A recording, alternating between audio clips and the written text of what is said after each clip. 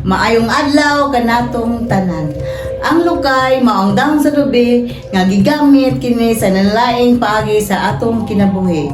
Kini gigamit sa paghabi og puso nga dili ang lukay mao ang dahon sa lubi nga gigamit kini sa nalaing paagi sa atong kinabuhi.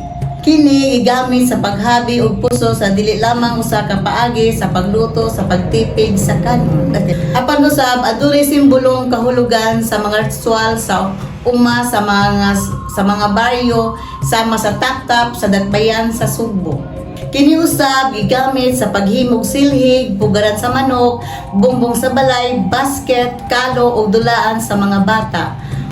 Ug aron matabang usab ang kalihukupan ug pagkamino sa mga ug aron matabangan ang kalikupan ug makamino sa basura sa plastic. Si Konsehal Patricia Santiago Pipito inubanan ni Konsehal Mercy Adlawan.